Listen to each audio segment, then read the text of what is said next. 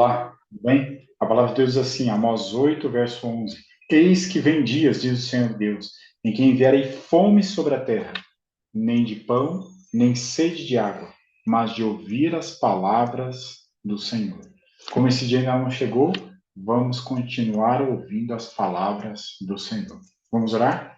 Grande Deus, nos abençoe estudar a tua palavra, em especial nesse trimestre, o livro de Êxodo.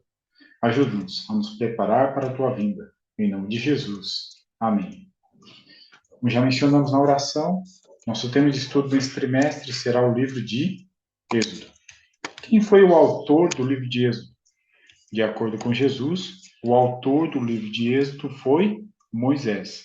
Não tendes lido no livro de Moisés, no trecho referente à sarça, como Deus lhe falou: Eu sou o Deus de Abraão, o de Isaque e o Deus de Jacó.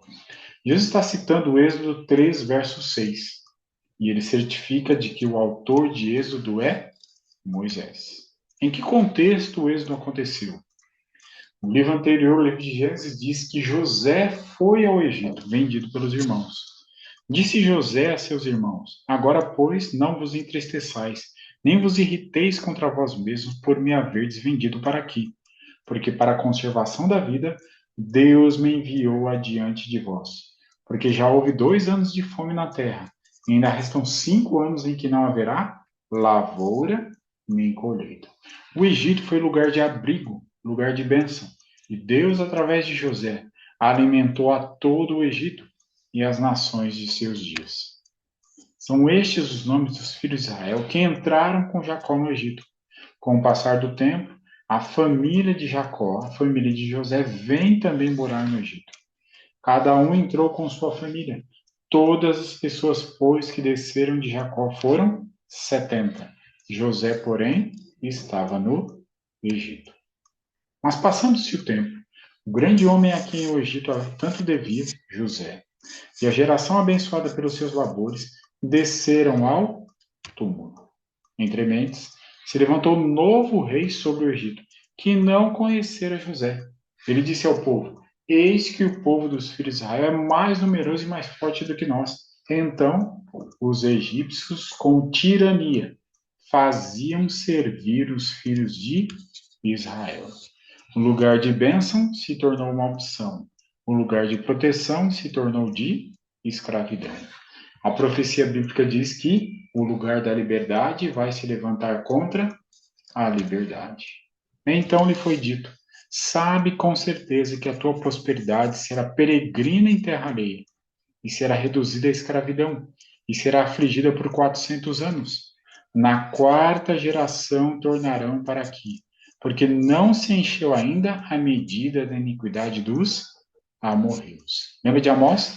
Deus não faz nada sem antes revelar o seu segredo aos seus servos, os profetas. Deus havia revelado a Abraão que, no futuro, a sua posteridade se tornaria escrava. E isso seria uma aflição de 400 anos. Na quarta geração, eles retornariam para a terra prometida. Ao mesmo tempo, Deus estava dando oportunidade de arrependimento para os moradores da terra prometida, os amorreus, por exemplo. O rei do Egito ordenou então as parteiras hebreias, das quais uma se chamava Sifrá e a outra Puá, dizendo: Quando servirdes de parteiras hebreias, examinai. Se for filho, matai-o, mas se for filha, que viva.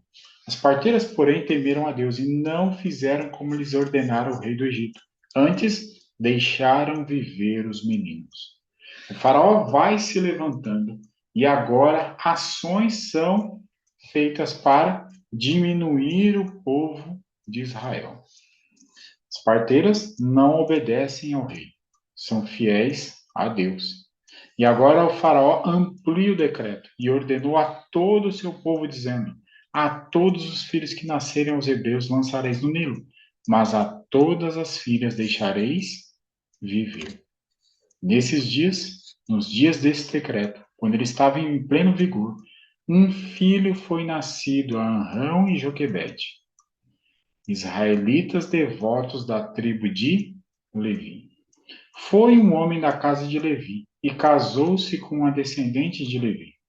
E a mulher concebeu e deu à luz um filho, e vendo que era formoso, escondeu por 3 meses. Que momento para nascer um menino! Mas Deus estava no controle de todas as coisas. Depois de não mais conseguir esconder o menino, ela tomou uma decisão difícil. Calafetou com betume um cesto de junco e colocou o menino ali, largou no carriçal, uma planta como capim à beira do rio. Ao mesmo tempo, desceu a filha de Faraó para se banhar no rio. Vendo ela o cesto no carriçal, enviou a sua criada e o tomou. Era a ótima oportunidade de eliminar mais um bebê israelita.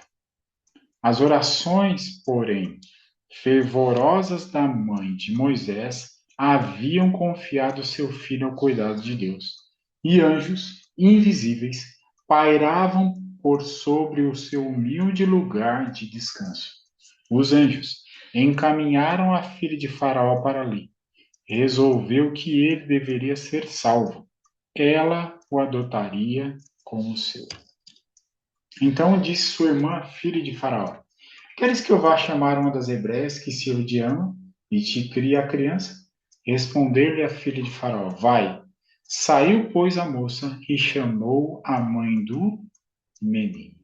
Não há como não aceitar que Deus está conduzindo a história. O menino acaba caindo nos braços da filha de Faraó. Ela não mata o menino e o adota. A irmã de Moisés interfere e agora a própria mãe de Moisés recebe um salário para cuidar do filho adotivo da princesa. Toda a vida futura de Moisés, a grande missão que ele cumpriu como chefe em Israel, testificam da importância da obra de uma mãe cristã, como Joquebede.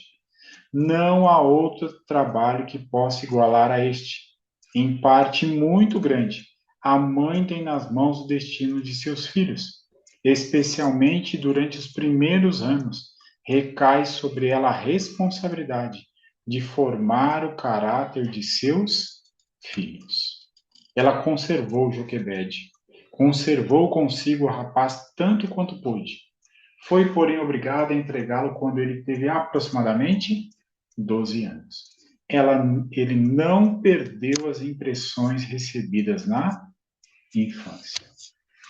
Naqueles dias, passou, sendo Moisés já homem, saiu a seus irmãos e viu os seus labores penosos, e viu que certo egípcio espancava um hebreu, um do seu povo.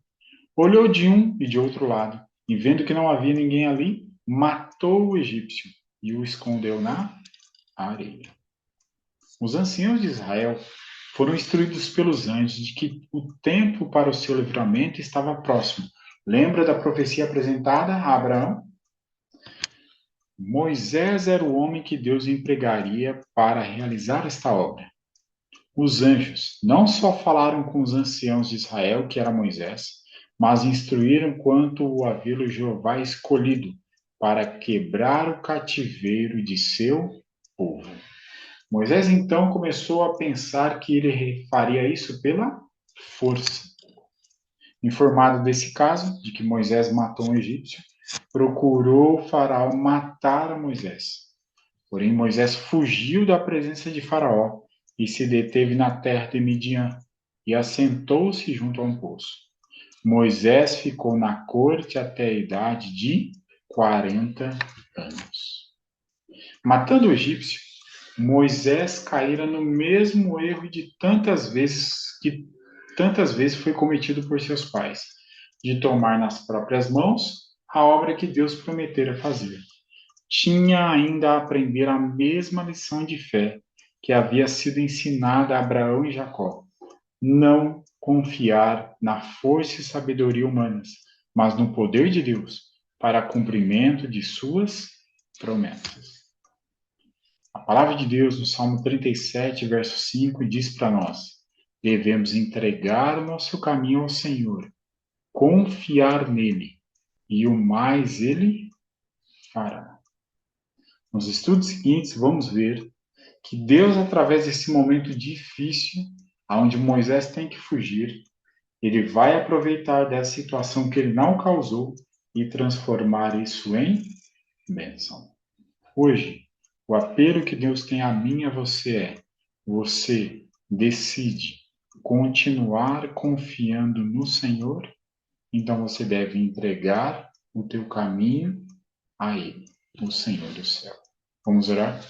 Grande Deus, ajuda-nos a entregar o nosso caminho ao Senhor a cada dia, e através da história de Moisés, do seu povo, os erros e acertos, nós aprendamos a viver melhor em nossos dias, nos preparando para a vinda do Senhor. Em nome de Jesus, amém.